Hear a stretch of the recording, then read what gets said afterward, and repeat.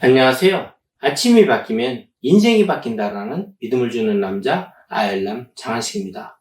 오늘 여러분에게 추천 공유하는 내용의 책은 버럭하는 마음을 빨리 가라앉히기라는 카테고리 적을 만들지 않는 대화법이라는 책으로 유쾌, 상쾌, 통쾌한 아침을 열겠습니다.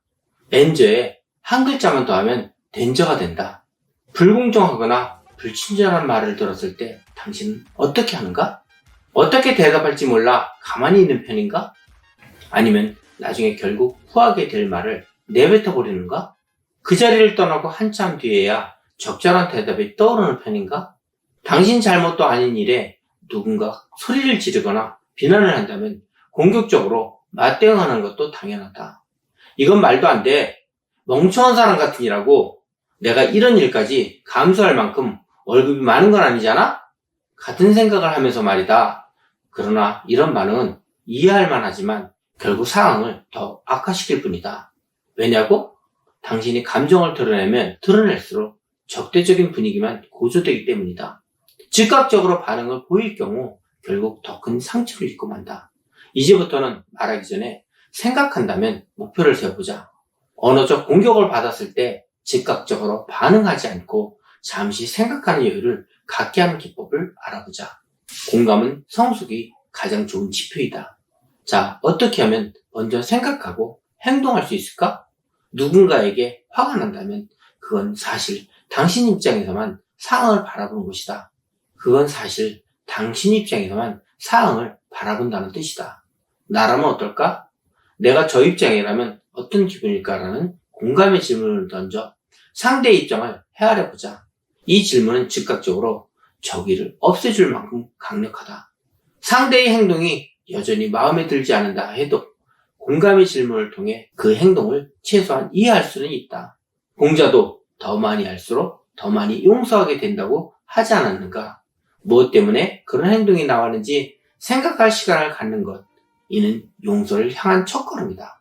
텅우 워크숍에 참석했던 한 사람이 털어놓은 이야기를 보자. 그 역시 공감의 질문을 통해 상대를 이해할 수 있었다.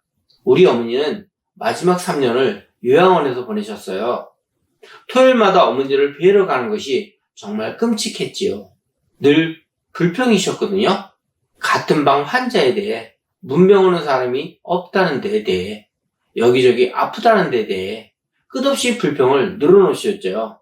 어느 날 저는 스스로에게 물어보았어요. 하루 18시간을 침대에 누워보낸다면 어떤 기분이 들까? 귀가 멍멍하도록 텔레비전을 크게 틀어놓는 사람과 늘 같은 방에서 지내야 한다면, 며칠이 지나도 어느 자식 하나 찾아와 주지 않는다면, 매일 아침 눈을 뜰 때마다 고통을 느끼고 그 고통이 나아질 가능성이 없다면 나는 어떨까?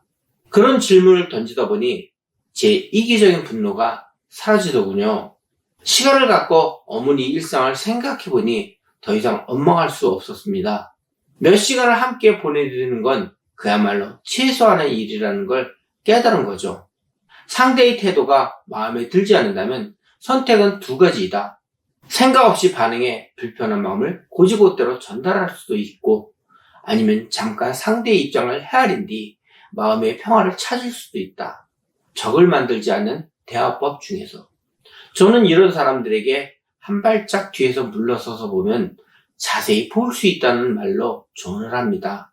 사람들과 대화를 할 때 한 번 더 생각하고 말을 하면 실수를 줄일 수 있다는 내용으로 말을 합니다. 성급하게 말을 하여 소중한 친구를 잃는 사람들을 다소 보기에 상담할 때 진솔하게 조언을 하였습니다. 여러분은 인격을 갖추신 지식인이기에 적을 만들지 않는 대화법을 알고 사용하는 분으로 저는 믿고 있습니다. 감사합니다.